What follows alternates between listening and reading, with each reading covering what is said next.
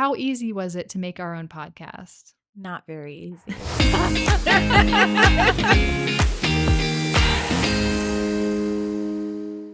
Welcome to Pretty Smart, the podcast that explores the fine art of business ownership. I'm Bailey, wedding photographer, gardener, gal about town, and my lovely host to my left is Dana, mother, wedding planner, design extraordinaire, all the things. Well, that was so nice. Thank you for that warm intro. You're very welcome. Oh my goodness. And find out more about Dana's life on her Instagram. And TikTok. And TikTok. She has great behind the scenes stuff. Oh, yeah. Her like mic'd up series for wedding days is fascinating because it helps me see things that like planners do that I would never know about. I'm just like, eh. I just think it's so fun. I love your behind the scenes mic'd up. Yeah, because you see the things that I do. Right. The amount that Carmen has to cut out of me probably just like mumbling under my breath to myself. Because she says her favorite thing is that if I'm further away from her, she can't hear what I'm talking about when I'm working. And then she gets the video back because I'm like microphoned. Sure. And she's like, oh, that's what she was like mumbling about. I sing a lot. Oh, I do. I'm like talking to myself constantly and like self-regulating and going, okay, like trying to recenter myself. Or I'm like going through the mental to-do list or like things I just have to make sure I accomplish especially if the time is like crunched. Yeah. And so you'll hear me just be like, okay. Just pep talk. Yeah. Give yourself a little pep myself talk up the whole time. We can do this, Bailey. Yeah, we can do You're this. okay. You have 10 minutes left. You're good. I love it. Yeah. Oh my goodness. I noticed that we have a little craft project on the table today. Oh my gosh. And I really want to know more about this and share it with our listeners because it is incredible. Well, I couldn't help but share because I was really proud of myself. But so a little context, when I deliver my wedding galleries, I don't just send my couples an email link and just say like, here you go. Because I never want them to be like in line at Starbucks and be like, oh, my once in a lifetime wedding photos are here. I'll have the latte. Right. It's a big deal. It's a celebration. And, often my couples are also like in the post-wedding blues. All the excitement is over and they're kind of like, oh, what do I put my energy to now? That was so fun. And so I want them to kind of get to relive the day a little bit and kind of bring it back to life. So I have what I call post toasts with my couples and sometimes with their families. I love that families will join in on this. I know. I have one tonight and both sets of parents are coming. So it's going to be a house of 7 with me. And I'm like really excited about it. Yeah, I would be too. Yeah. So that's where our little box comes into play, huh? So we come together, I make snacks for everyone. We have a little bit of drinks if we want. And sometimes I have a little tea for them. Like back to our conversation about like bringing fires to couples while they're actively burning. Sometimes there are little fires that happen on wedding days that after it's over and fixed, we can laugh about it. Right. We can't laugh about it while it's happening, but after it's done, we can laugh about it. Timing is everything. Timing is everything. And so sometimes I'm like, hey, fun fact, behind the scenes, this like crazy thing happened. And they can be like, oh my gosh, I never knew, or that's so crazy. Sometimes they already know. They're like, oh yeah, so-and-so already told me. But sometimes they have tea for me. Like I find out especially if I leave the wedding before it's over, they'll fill me in on like what happened after I left. Usually it's like shenanigans with the groomsmen and stuff. But like one time I found out a groomsman like was found passed out inside an art museum where the wedding was. Oh no. Like by who? By security. Oh. Like well after the wedding, they were like kicking him away, like kicked his shoe and they're like, you need to leave. Like, are you alive, sir? Yeah. You good? Okay. Yeah. Please Get leave. out. Please exit the premises. So it's fun to just like relive the wedding, hear what like their standout favorite parts were, and also bring their wedding day to life a little bit with their photos. So how do you actually deliver the gallery in person if it's not just like, here's a link? Yeah, because it is digital, right? Like I Yeah. deliver like an actual digital gallery that's a private link. Well, I have this other hobby passion, which is needlepoint. I am 65 years old, I know. And I found a way to combine it. So the first thing I do after we've kind of like talked about the day and brought it back to life is I give my couples this keepsake box. If you can't see Which is it, beautiful. there's different iterations, but this is the one I'm on right now. And it's filled with a few of my favorite prints of the day and a USB drive and a little card. And on the top, this is probably going to be hard to see with like the reflection, so I'll try to move it. But I have taken one of the photos of the day that I love, and I actually needlepoint the flowers on it. I love So it's it. like three-dimensional and fun and crafty. I love it so I don't know if you can like much. see that. Okay, so I'm just going to like move it a lot. I think what's So so you can see special it. about it is like, first of all, it's your photography, which is Uh-huh. beautiful. And it's not something that anyone else would ever have. It's really a Yeah. one of a kind thing, just like their wedding. Yeah, I've always been looking for ways to like personalize my gifts to my clients so that Hmm. they know that like they are a one for one, and I Right. want them to feel that way, and I want to like show that with the gifts I give. So yeah, this is like a fun thing I do at night is I sit there. It's like such a graceful thing, but it's actually kind of like an aggressive activity because you Oh, I have to bet. poke holes in Like, a photo. So I have like a dowel rod. I'm like stabbing the new holes and things like that. Yeah, the back is like really pretty now, but if I took the backing off, you'd be like, ooh. do you like felt the back? No, I just cover it with fabric. Oh, wow.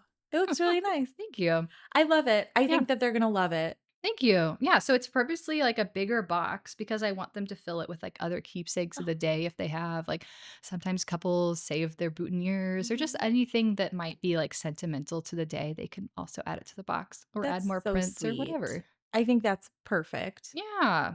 And I love that you actually make prints for them Oh, yeah. because I love hanging photos on the wall. Yeah. There's just nothing. I know we're in such a digital age, but like the tactile holding of prints just hits differently Oh, than yeah. scrolling or seeing an image on a phone or on a laptop. It just feels differently and the colors are different and I think it has more emotion behind it. So I'm team print for sure. If I Same. could afford it, I would print every photo, but I would have to like triple my prices. Expensive. Yeah. That would be That would expensive. be a lot of money. Well, worth it. Yeah, but worth it. Yeah. Yeah. I think that's lovely. So that's my show Well, and thanks tell for for the day. sharing that. I I feel think like I'm on that's the really Antiques Roadshow. I'm special. like, This would be a $1 million at auction. we've Easily. done the research, and do you know what you are holding, what your great aunt has given you? No, I just thought this has just been in our family's attic for years. I had no I idea. bought it at a garage sale for 25 cents. You're telling me it's $25,000? One day, that's what's going to happen to this thing, and nobody's going to know where it came from. You should sign it, to be honest. Mm. Okay. I mean, truly, because I that feel will like happen. Like one day, generations from now, I'll be like, someone's going to this is find this great Aunt box. Becky's who went to become like the president of the United States. These are her wedding Yes. photos. Yeah. Someday. Could you imagine? Yes. That's why you need to sign it so Okay. nobody forgets. All right, cool. Never Well, forget. do you have a show and tell? Do you have something to share? This is my Starbucks cup. It's My really pretty. husband bought it for me, I think. Thanks, Matt. Did you buy this one or my sister? I don't know. There's a new Wow. pink Starbucks cup coming out that I'm very excited about. Oh, It's got a little pink hat. It's nice. a bear, but we'll see. Those are pretty hard to come by. So Mm. Well, what do you have coming up? we are going to Santa Fe. Beautiful. Yeah, I've never been. Oh, you're going to love it. And my sister-in-law is directing Madame Butterfly Oh, fun. Okay. at the Santa Fe Opera. Okay, that's why So you guys are going. we're going to go for that. And we're stopping in Oklahoma City as well as Colorado Springs. Okay. So we'll be in Colorado Springs for the 4th, which I'm very Wonderful. excited about. There's nothing like the fireworks in the mountains because they Yeah. reverberate. So it's just like a bigger boom. Ooh. Yeah, it's pretty cool. Well, Hazel and Raphael love that Mm-hmm. because then they could really feel it. Yeah. That'll be great. Mm-hmm. I think Actually, you should go up to the Kissing Camels overlook. then you could Kissing see. Camels? Yes. That's a cute name. There's a park there in Colorado Mhm. Springs called Garden of the Gods. We All talked those about doing beautiful that. red rock formations. It's stunning. Highly Mhm. recommend. One of the rock formations is called Kissing Camels because at the top of the rocks, it looks like there's two camels that are like touching. That's so cute. Uh-huh. But there's an overlook so you could see the fireworks from there. Oh, you got that, Matt? Taking notes? Perfect. Okay. I know you've got a big travel coming up. Would you like Sure to do. share? Yes, I'm off to Tanzania and Kenya in 48 hours, less than 48 hours. Ask her if she's packed. Am I packed? No. And the reason why is because one, I usually don't pack until about 12 hours, 12 to 4 hours before a She flight. thrives under pressure. Sure do. And I'm kind of putting it off because I only am allotted 44 pounds of Yeah, luggage that's not a lot. and 2 bags Hmm. for 2 weeks. And do you have to carry your like? Are you? Yeah, and it has to be a duffel. They're like, we'd recommend not rolly bags. And Yeah. I looked up some of the planes I'll be flying on, and I'll be honest, plane might be a loose term for a few of them. Terrifying. Yeah, flying is doing a lot of the heavy lifting in that sentence. Mm-hmm. Uh-huh. Mm-hmm. So now I understand the weight limit is because I think it literally wouldn't be able to take off with anything more. So scary, you guys. Yeah. What Bailey considers like a really exciting, adventurous vacation is what I Your might hell. call my worst nightmare. But that's just the beauty of life, isn't it? You know what I always remind myself? Because I do have flight anxiety, believe it or not. Is like, one, the pilot wants to live just as much as I do. Absolutely. Unless And- he had a bad day. Unless But- he had a bad day. And two, the statistics, the odds, while not zero, Not zero. are not high. Mm-hmm. So, We're just gonna. and the third thing I always tell myself, especially if I'm traveling abroad, is it would be really bad for business to crash a tourist plane. True. So, Yes. these are all of the things from I a keep- business mindset. Yeah. Absolutely. So these are all the mantras I'm giving myself of like, it's gonna be fine. It's gonna be fine. Everything is It's gonna be great. fine. Yeah. But I love can't wait to that. tell you guys about it. It's gonna be great. I can't wait to hear about it and see some pictures. Oh yeah, the amount of like camera equipment is, I haven't weighed it yet because again, I just don't want to know. I don't know the answer, but the amount of camera equipment I have is probably going to be like a third of the weight. I was gonna say that's gonna take up from that packing situation. Yeah, because I'm bringing the So. Super 8, which is going to be so cool. I cannot wait to film a safari on Super 8. I think that's going to be so chic. Oh I can't yeah. wait. And now that I'm like an editing maven, a video editing Yes. maven, You're so multifaceted. You know no bounds. I'm a Renaissance gal. You sure are. Mhm. I love that about you. Thank you. Well, you'll have to keep us posted on what you see and experience. Oh, you'll and hear all maybe about we it. could share some of your Super 8 clips on our socials. Oh, so sure. everyone could feel like Yeah. they got to experience that with you without the Mhm. scary airplane stuff. I would love So, that. For anyone yeah. who is, plane phobic. Little plane. Small 6-person plane. I think it'll be great. Yeah, I'm excited. Good. But I have so much to do in the next like 24 hours before I leave. So I'm like, So we're like, why not record a podcast? So let's just set aside 4 hours of our day and record some podcasts. Right. It's Yeah. only logical. Yeah. And just so everyone knows, I've been packed for 2 days for our trip that is tomorrow. I genuinely don't. But I no. also have 3 kids that I had to pack for. So So I don't know why it's that like, matters. If I don't know. I like have to do it well ahead of But time. what if you need something that's in that suitcase? Why would I? Because you're wearing clothes every day, right? Yeah, well, most of the time. So like, what if you pack something and you're like, shoot, I need that?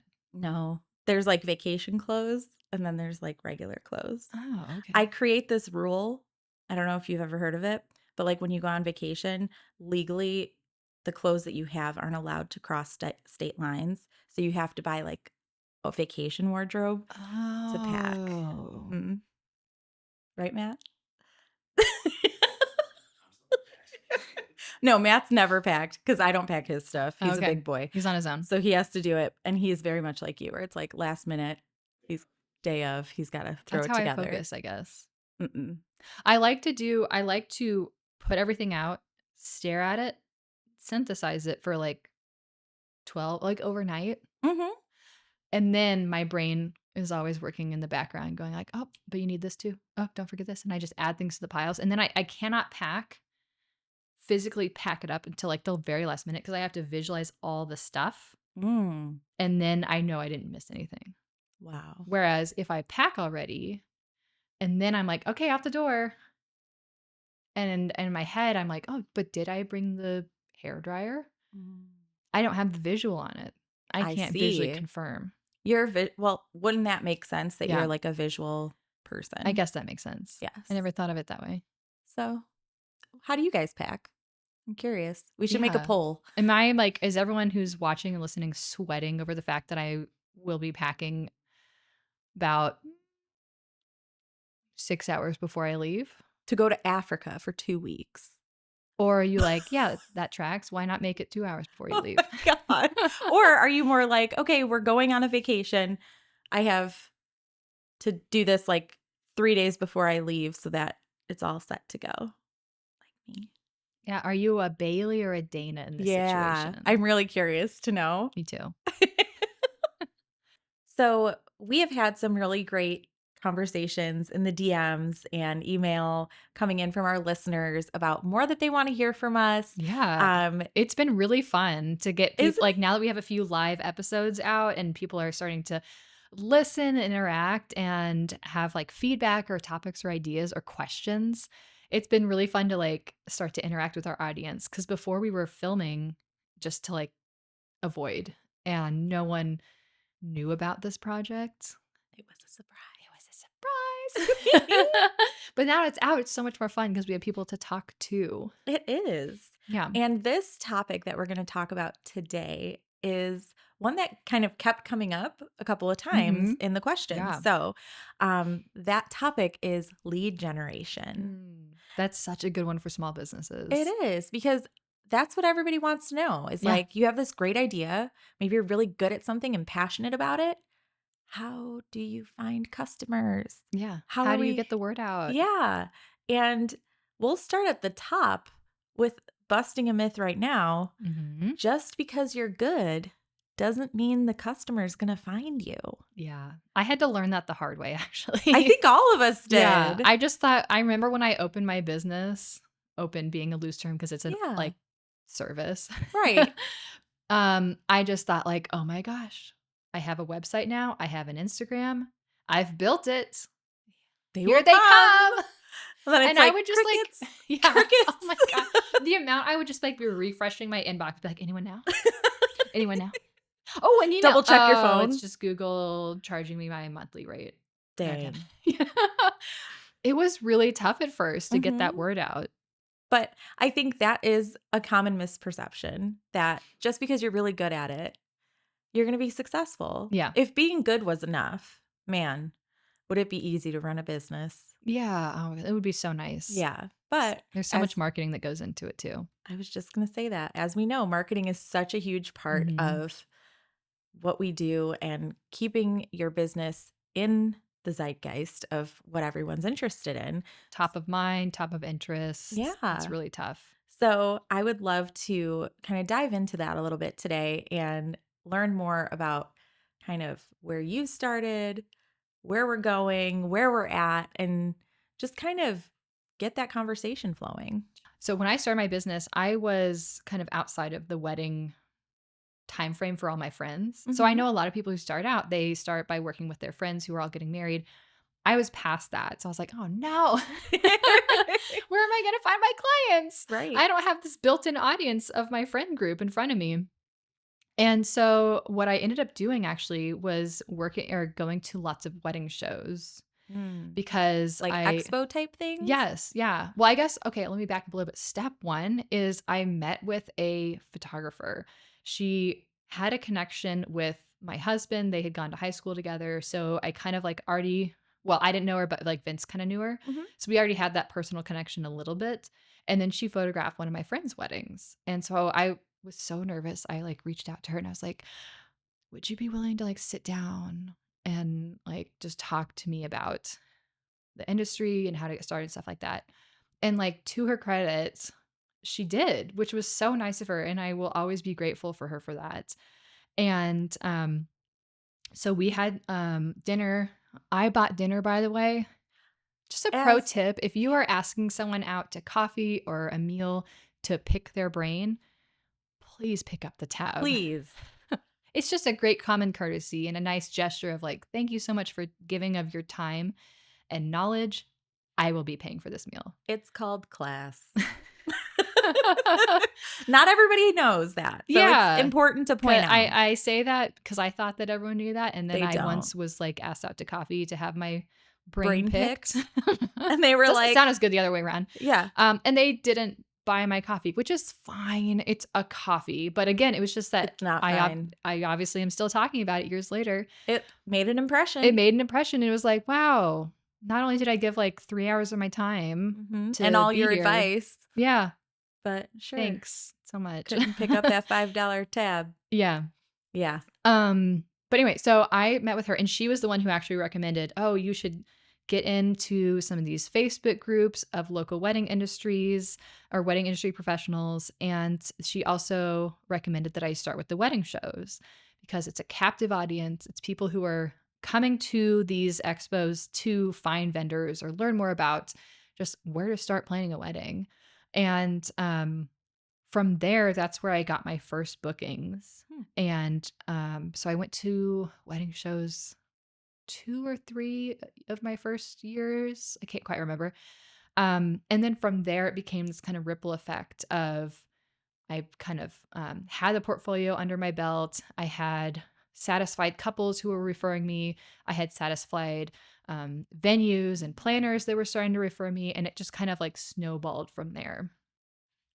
Curious to know now where you are in your business. Would you still do a wedding show? Currently I would not. Okay. That's a great question. Mhm. And that's mainly because I'm at a different price point.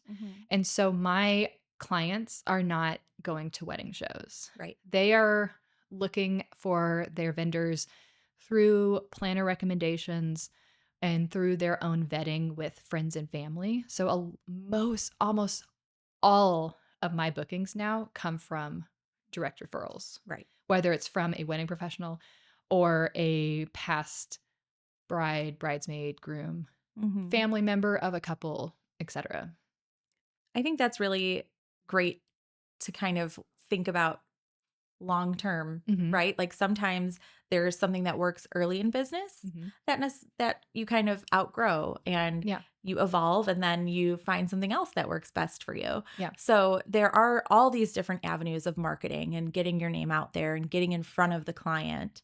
But I think wedding shows are definitely a great way when you're just starting, just to say, here's who I am. Yeah. You're going to see a lot of people come through those events. So yeah, what's so great about them also is that you can in real time show people your personality, your energy. And so I had couples who walked by, took my info, etc. And then they would they clearly had gone through the whole expo and they came back and they were like, I just loved your energy. I had to come back and talk to you some more. And so that's just a great time to really be on and know that you are actively selling. And what great practice. Yeah.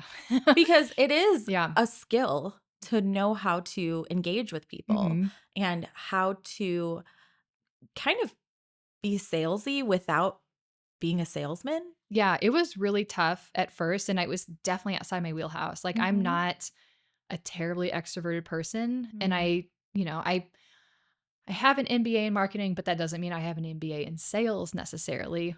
Very different things. And so I had to really learn really quickly how to market myself and sell myself in a way that felt authentic to me, but was still like overt enough that wasn't just like, yeah, here's some info. Yeah. Call me if you want. Like I had to be a little bit more. I definitely out there. struggled with that for a very long time. Yeah, I think because I it's just didn't want tough. to be pushy. And it's Yeah. such an emotional, weddings are an emotional investment, really. Yeah. And It's like, please like me. Please Right. like me enough to hire me. As emotional as they are for our couples and their families, it's emotional for us too It because is. our work is so personal. Yes. Yeah. So, and you want it to be the right fit. Mhm. So you're like, well, I kind of think it's the right fit. Like, do you feel the same? Yeah. Oh, that's the worst when you, like, really vibe with someone Oh and they're my like, "We're gonna go gosh. with someone else," and you're like, "Oh, okay." Okay. Oh. Heartbroken, but okay. Yeah. Yeah. But it happens. And I think that having those opportunities to speak to a lot of people is such a great way to like exercise those muscles. Did you do any wedding shows when you were starting out? So I used to do wedding shows when I worked at a venue. Okay, yeah, so I you're familiar as found, well. yes, and I Mhm. found really great results from that Mhm. because usually people coming to these expos are like large scale, bridal shows, wedding shows were at the start, like they just got engaged. So they were just starting out like with what they're doing. They don't know their date, they don't know their venue. Mm. So when you're a venue, that's great Yeah, because you're like, I've got the calendar, here's what we do. And they're like, oh my gosh, we would get people to sign up for tours. It was awesome. that's great. And then when I worked at a different venue, we actually hosted a bridal show. Oh, We called it the wow. Bridal Showcase. And we would have like a bunch of our preferred vendors and like community partners come in, and we set up our own bridal show. So it was a great way for people who are interested in having their wedding at our venue or who are already booked at the venue to get resources and just kind of knock it all out in one setting. Yeah. So now, as a planner, kind of like what you were saying, I found that my ideal client, that we talk about all the time, that perfect avatar of our, Ideal client. yeah, Ideal client. they aren't really going to those Mhm. as much. They're looking for that personal referral, that connection. Mhm. They're not necessarily looking for a deal. I think that sometimes Mhm. that atmosphere encourages like discounts Oh, and sure. special like Limited time offers. yes, Yeah. Which is which so good. it is Yeah, valuable. it's valuable. But I think where I'm at now in my business doesn't really fit the model. Mhm. So I'm not doing them currently, but I've done them when I was on the venue side, and it Yeah. was really a good thing. Do you think that for a small business owner starting out now, Mhm. would you recommend a wedding show now for them?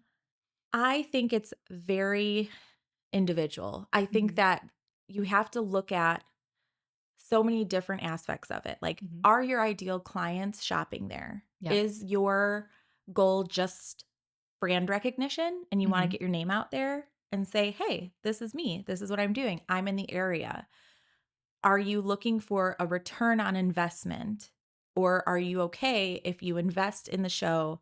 You don't necessarily get hard bookings, but you're getting your name out there. Yeah. Because it just depends on like what are you selling? Are you And what you can afford to sell. Like you said, yes. such a great point of the ROI. Because the Mhm. first 2 shows I went to, Mhm. I lost money Right. because I didn't make any bookings, and that's when I was like, "Oh, shoot, I gotta, like, figure this out quickly and learn how to make this make sense." Right. So you do have to be willing to if you're gonna go the wedding show route, you have to be willing to invest not only your time, but a lot of, money as well, Right. potentially. It's a bit And of a risk. it is a risk, and you also have to like build a booth. Yes. Oh You my can't gosh. just have a table. You have to create an atmosphere Mhm. that draws the person in. Yeah, And again, it's I like a little, like, tiny microcosm of your personal brand it of, like, is. "Here's my personality, here's what I stand for, this is the type of person you wanna welcome into that space." Right. And I think that gets missed a lot Mhm. with some of the newer companies that are coming up because it's an investment. Yeah. And it's scary when you're just like putting out money, you're putting it out, go, and Mhm. it's like negative, negative, Yeah. negative. And you're like, oh my gosh, I am in the red. Yeah. And it's like, it takes money to make money. Yeah. And you really have to grasp that if you're going to be a business owner Mhm. because you are going to be in the red for a little while before you see the payoff. Yeah. But you have to be able to, manage that risk in a responsible way Mhm. so that you could pay your bills. Yeah. I think even I know that during COVID, the wedding shows really took a hit, as Oh, many of those sure. types Yeah. of events took a hit because they were large gatherings and the market kind of shifted in that Hmm. time. But I think they're starting to come back a little bit. I Yeah, think for there's sure. still a piece of the market that wants and needs that kind of buying environment or shopping environment. Mhm. But I also know something else that really changed in the market during COVID is a huge influx of social media marketing Oh, yeah. with TikTok, more of Instagram, and we're seeing our buyers. When I say buyers, I mean our clients, but Mhm. our clients now doing more of their shopping slash vetting on social media, especially on TikTok. So Absolutely. I do think that there is another route you can take that isn't necessarily the wedding shows, which is TikTok Mhm. or social media in general. But we'll say TikTok just for because that's where Fun Gen to Z is say. Tick headed. tock, tick tock. TikTok, TikTok. Yeah. And the research is coming out that Yeah. that is really where our buyers are shopping, Yeah. is on social media. Yeah. But you need so many of the same skill sets, I feel like. You need to still have a very captivating presence. Mhm. You need to be very consistent and very almost like dogged about showing up consistently, having the same message, and getting in front of huge audience and casting a very wide net in the hopes that, very small percentage will actually come through your DMs, and then an even smaller percentage of that will then book you. Right. So it's definitely an avenue, and it is less expensive, Mhm. It could but be free. it could be free. If you're really good at it. I Yeah. mean, there's also the option that you hire someone who manages your social channels Yeah. and they come up with the content for Wouldn't that you, be nice? right? And I mean, I get emails all the time of people that are like, "Saw you on Instagram. Are you interested in hiring a social media Mhm. coordinator or whatever it is?" And it's like, maybe, I don't know. I Yeah. haven't done it. To do all the editing or Yeah. just the Just more like a consistent. content schedule, I think, Yes. because with everything else that we're managing, I'm like, "Oh my god, now I have to like also do this virtually." Mhm. And for our younger listeners and, clientele that's natural to them, Mhm. it's like just part of their everyday is also this online presence. But for myself, an elder millennial, that is not second nature to me all the Yeah. time, you know? Yeah. Um, In some ways, I almost have to really frame it when I'm thinking about like, oh my gosh, I have to like schedule again or think about what to post and blah, blah, blah. Mhm. I just have to think about it as like, instead of putting my time towards a networking event or an expo or whatever, that's just my marketing budget, my marketing time budget, Yes. and kind of think of it as in that way. And That's that a really helps. smart way to Yeah. frame it because then it doesn't feel like a non-essential time suck. Yeah. So when you are starting out, Mhm. whether it's through social media or expo or whatever, how do you start? What are you showing them when you have nothing to show them? No portfolio, Oof. no proof of delivery. That's a great Like how did question. you prove your Man, I services? think that I was very fortunate in my background that I did a lot of other things before I became a planner. So Mhm. I worked on the catering side. I worked on the venue side. I Mhm. worked in like the decor side. And then I worked for a planner Mhm. before I started my own thing. So it's like I had the experience Right. and I knew what I was talking about. So I did a lot of networking. Like Okay. my first thing, instead of like doing those expos, were networking events. Okay. So I just like started talking to other vendors. I used social media to see like who in our market would be people that I'd, you know, kind of want to get to know Mhm. and who also seem like they know what they're doing. And tried to get in the room with them. Oh, gotcha. Okay. That's so So smart. yeah, because I felt like if they could just know me and feel a personal connection to me, that might be enough. And thankfully, that was enough to get me invited to do a styled shoot. Mm, And that's how I started building my own your portfolio. visual portfolio. hmm So I think that's definitely a good way to go for anyone who is starting in our industry. I think we've said this before, but styled shoots are such a great way to show what you can do and network simultaneously Mhm. while the stakes are very low, Yeah. in terms when you're comparing to like a real wedding versus Right. a styled shoot. The stakes are very low. You can get creative. You can be, you know, whoever you want to be and put that out there. And then that becomes your portfolio. Right. Yeah, that is a great point, is that there is a time and a place for styled shoots Oh, as yeah. long as the entire team is thinking about it as what do we want to get out of this? Like, we're not just doing it to keep up with the Joneses or just for the sake of having a styled shoot, because that would be a waste of everyone's time and energy and investment. But if Mhm. you are going about it with a real strategy, then it can be really helpful. I agree. Yeah.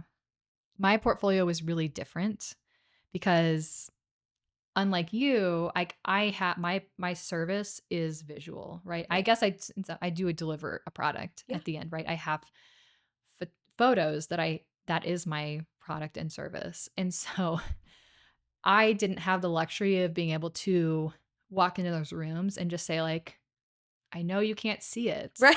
But but I I'm know how to really good take at what I do. Because I guess to some degree I had to prove it to myself too, right? And be like, Absolutely. yes, I see I can do it. Mm-hmm. And so I had to get a little scrappy and a little creative because I was so naive starting in that I didn't even know styled shoots existed. Like, I didn't know that was a thing. Mm-hmm. And so I leaned on friends of mine who just got married. And I was like, would you be willing to put on your wedding clothes again? And we'd go out and just take portraits.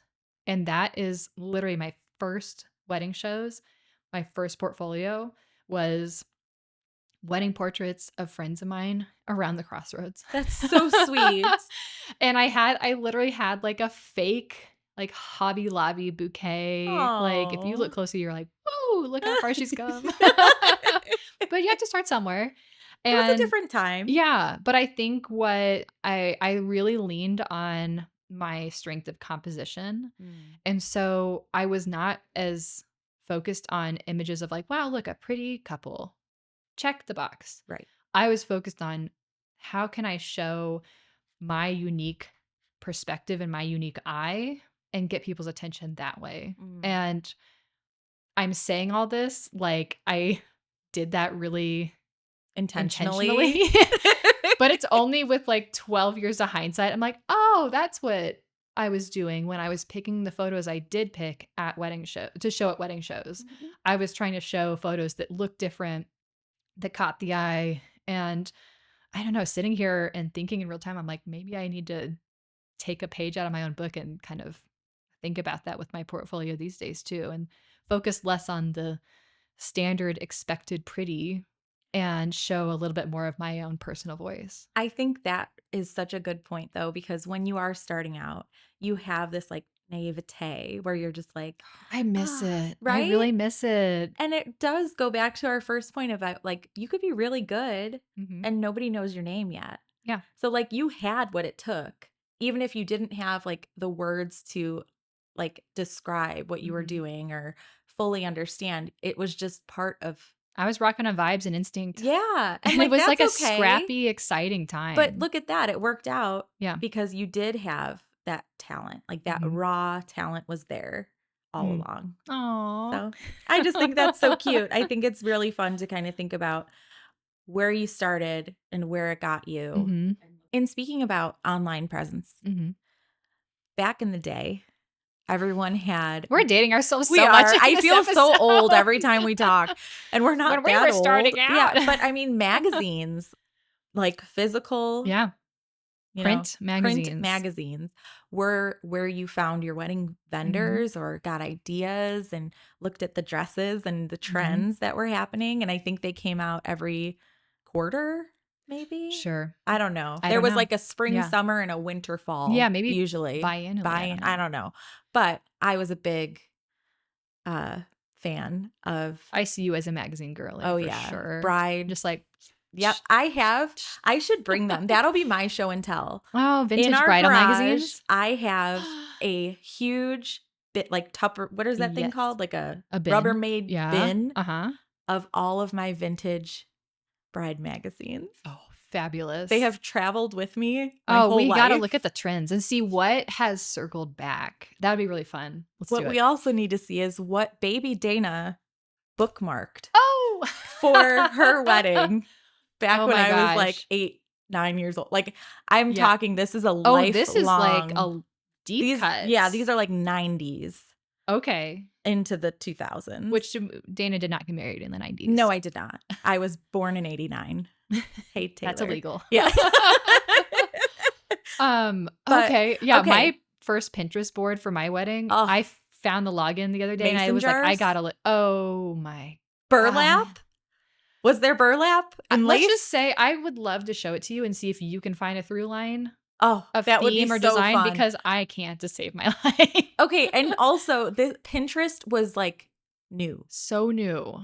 Like Instagram, I think came out after I was already engaged. Yeah. And so you better believe it. There was no like wedding inspiration on it. No. And if it was, didn't it was use heavily it filtered. like they do now. Yeah. Like you would post a picture of your food and like get 3 likes over the course of a month. Like it was. Yeah. Yeah. It was It was not the marketing powerhouse it is now. Absolutely not. Yeah. So back in the day, yeah. To get back to, I went off on a tangent we there. are back out of that cul-de-sac. Yeah, we're back circling to our back. Okay. But the Knot, for instance, was a bridal magazine that then went digital. Yep. And became the Knot worldwide. Yeah. This huge database of vendors and inspiration and shopping and this kind of like catch-all information place for couples. Right. I know when I was getting married, it was just starting out, so it wasn't very robust. It was a great loose search engine for like just to get a feel for like what vendors existed. Right. And like start that process. Usually sorted by location. So Yeah. like I was in Chicago, so I would be like Chicago photographers. Yeah. And it would populate a list for me. And I'd be like, oh, and then you could look through their pictures. People could leave reviews. Yeah. And you're like, oh my gosh, this is such a great, like, what a concept. And it was such a big deal to so did you get a presence on the Knot or create a page on the Knot when you were a planner? Yeah, same. Yes. And like when I was in the venue world, that was like almost all of our leads were from the Knot. It was the be all end all. It was. And you had to have a presence or else you were considered like legitimate. Right. Yeah. And the reviews were everything. And like that was because that's how you got the best of award was a certain number of reviews. Yeah. Consistent reviews. So we were in like the Hall of Fame. Like there's all these different accolades that come along with your listing and doing it well. And having a presence, like you said, in that particular format was the be all end all if you were legitimate or not. Then came along Wedding Wire, which was a competitor of the Knot. And we were big Knot people. You were Team Knot. We were Team Knot. Okay. And the Wedding Wire folks were seen as like lower budget, more like DIY, not necessarily our clients, because I was in the western suburbs of Chicago in a really like affluent market that was like, people had bigger budgets. So we were Team Knot. And then Wedding Wire was like poo-poo. And then which though goes back to you got to know where your clients are shopping. Absolutely. And you have to know how to show up in those places. Right. Yeah. And then from there, the Knot people were like, oh yeah, don't sign up with Wedding Wire. It was like this whole thing. Well, they were competing for subscription dollars. Absolutely. Well, now they've merged. This merge happened, I don't know when. Do we have that information? When did the Knot and Wedding Wire merge? Because I think but I think that is like a turning point in my mind. It was. I think if I'm thinking about it correctly in time, I think it was about when both started to lose market share to online social media marketing. And so they had to financially combine forces so that they could afford to still exist. Oh, and also Zola came on the scene. So they were losing market share to not only free on like social media marketing, but also Zola, which was marketing itself as this like the modern. Yeah, it's like the cool girl modern like wedding website. Yeah. Matt, do you have that data? 2018. Oh, that's earlier than I thought. It is earlier than I thought. I think that it was kind of secret for a little while. Yeah. It was like you could. Because I think they still kept them separate. They did. And then they because merged them I eventually. always had a knot listing. Uh-huh. I didn't have a wedding wire listing. Now I have both. Paid, I should Yeah. say. I paid for the knot listing. Yeah. And then I would do like little campaigns here and there around engagement season. So I'd show up on the first page or whatever, Oh, yeah, yeah. the whole thing, All the pay to play. all that stuff. Okay. And it Yes. worked because I was getting really good leads from the Mhm. knot, like consistently. Mhm. Then, Did you start to price out?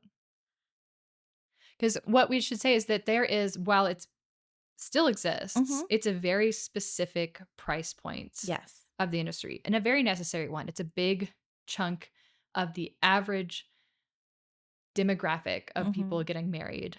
Right. The Knot and Wedding Wire and Zola, all those serve. Right. But as our businesses grow, we often price ourselves out of those markets. And I would say I maybe get one good wedding a year from the knot. Still, Still. that's really okay. Um, I think that's where, Like a valid lead. yeah. Well, I get valid leads, but I'm usually too expensive. Yeah. So, When I say, oh, sorry, I mean a qualified lead okay, yeah. that Qualified, that's like, meets yes. your business and stuff like that. Yes.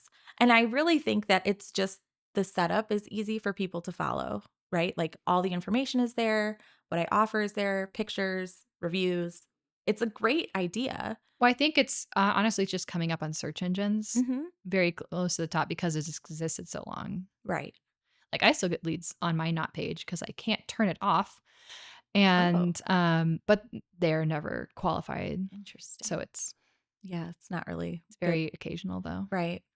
But I will say after 2020, the merge of the two was like put out there where Mhm. like they are one and the same, Mhm. the knot and wedding wire. Mhm. And ever since then, I would say maybe 2021, I have gotten so many suspicious, weird, Oh, strange yes. leads Yes. that it's like, They just don't make sense. right. And I can always tell when it's like a phishing, strange robot something when they're so eager. They're like, They're like, "We will sign they're like, the I'm going second to you pick up send the you phone." $100,000 today. Could you click on this link and Zoom with me and my husband really quick? And I'm like, whoa, whoa, oh, take it easy.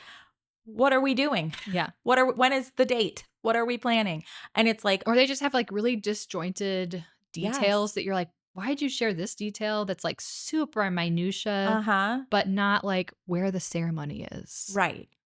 Just It's things like just, that just don't click. right.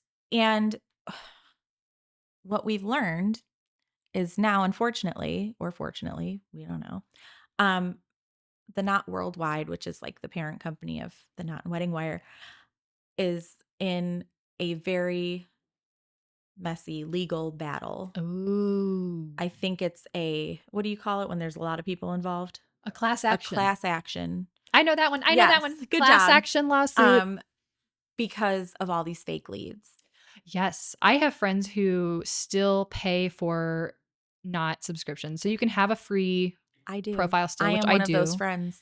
And I have ones that pay. Mhm. And every time subscription or like re-upping time comes around, or every time one of my friends says, "Oh, I think I'm ready to Mhm. kill my subscription," Mhm. not only will you get lots of phone calls from a sales rep Mhm. encouraging you to not, suddenly you'll get an influx of leads Right. because, oh, isn't it such a valuable tool? Why would you ever want to stop your subscription? Right.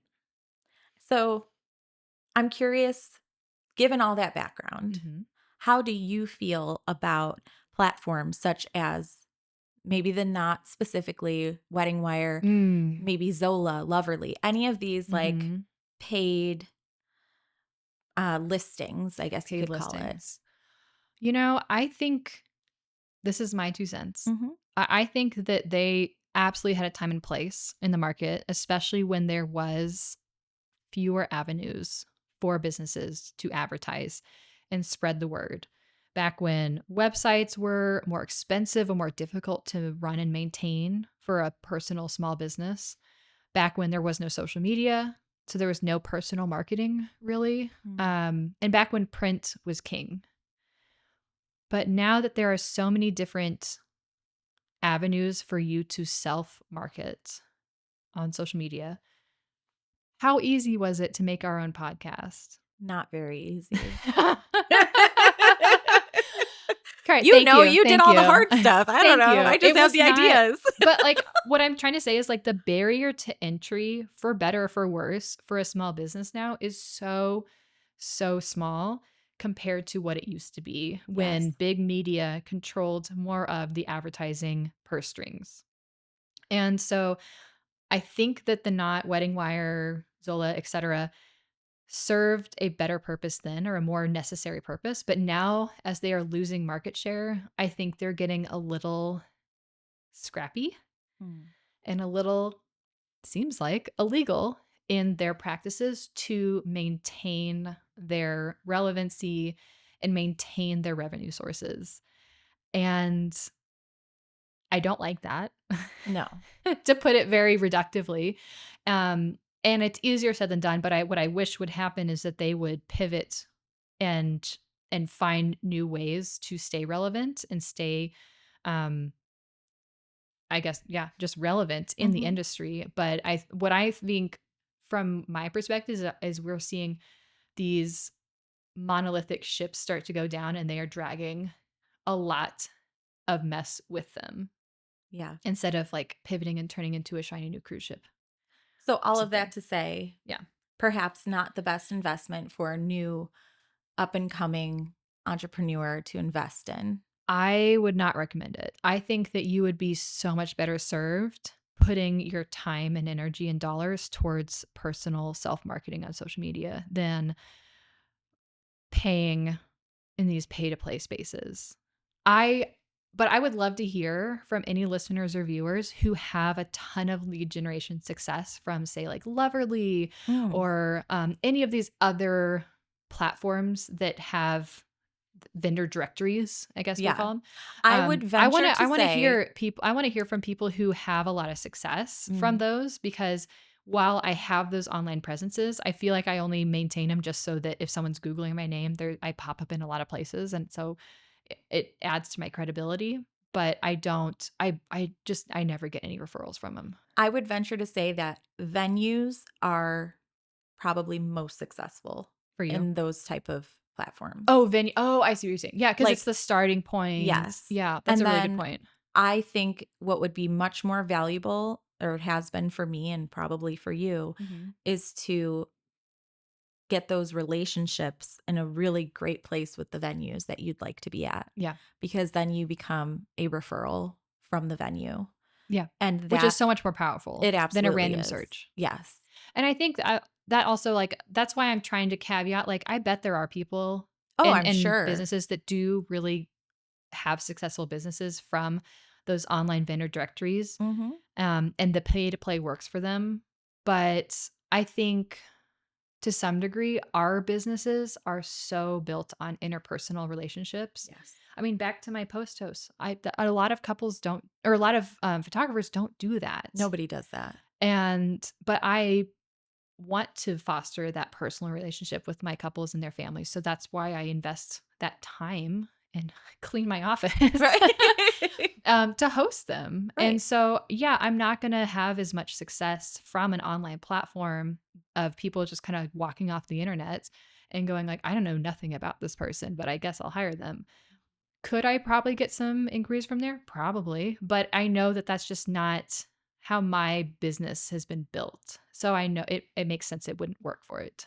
So I think what we're getting at here Mhm. is that lead generation is more than just one thing. Yeah, there's like no silver bullet to it that if I just perfect this one thing, Mhm. they will all just come flooding in and I can sit back and coast. Right. That's not how it works. It's very much multifaceted. Yes. And depending on where you are in your business, on your market, on what space you take up in that market, Mhm. you are using all these different funnels, your Mhm. referrals, those relationships, how visible you are, Mhm.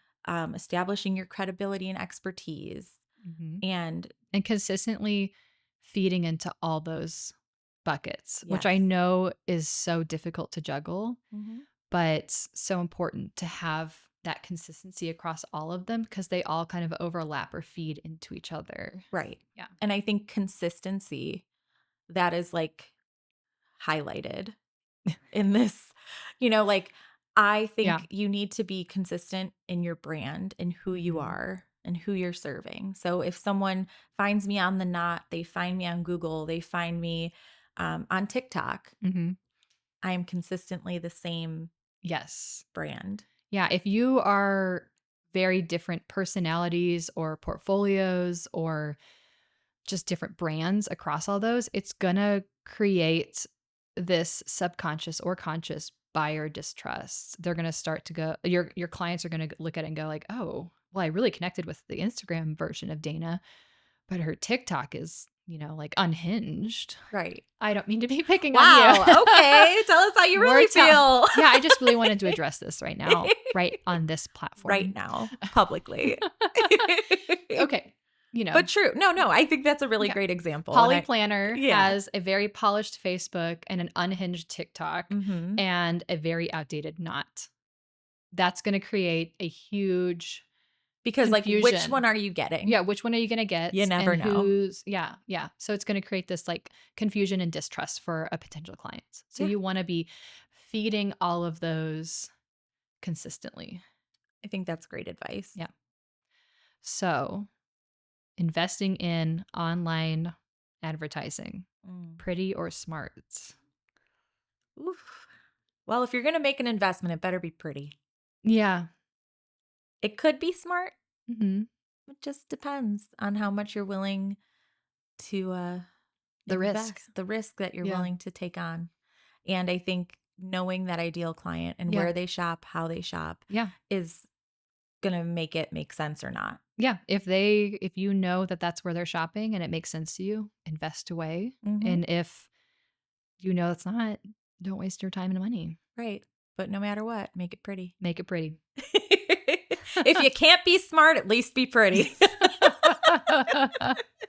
That's what Mama always said. No. But I think that is a great place to end it today. Well, before we fully wrap up, Yes. you might have also noticed this delightful spread in front of us of these 2 cookies I could not resist purchasing the other day when I was at our local bakery, Sweet McLean's. And we are coming to the end of Pride Month. We are. And we are in the middle of the World Cup, which is why I chose these 2 cookies as this beautiful intersection. I think that's great. So with that, happy Pride. Happy Pride. And remember, happy World Cup. It's more than just a month. Pride Month may be coming to an end, but we still honor Pride all times of year. Yay. Happy Pride. Should we try the cookies? Yeah, let's try a cookie. Do you want the soccer or heart? Oh, which one do you want? I guess I'll just take the one that's right by me that I already touched. Okay. Cheers. Cheers. Mmm. That's good. It's very good. Now I'm going to be zinged up for our next recording. I hope my mouth doesn't turn purple. Oh, shoot. How funny would that be? Whoops. If our teeth were just like all black. Welcome to Peace Back. Happy Pride! Oh, God. Oh, my gosh. Yum. Oh, my gosh. Thank you for watching and listening to another episode of Pretty Smart. Make sure to follow along on social media at Pretty Smart Pod on TikTok and Instagram. And if you have any questions, hit us up in the DMs or send us an email at that'sprettysmart@gmail.com. Can't wait to see you next time. Thanks for watching and listening. Bye. Bye. Yay. Okay. Woo.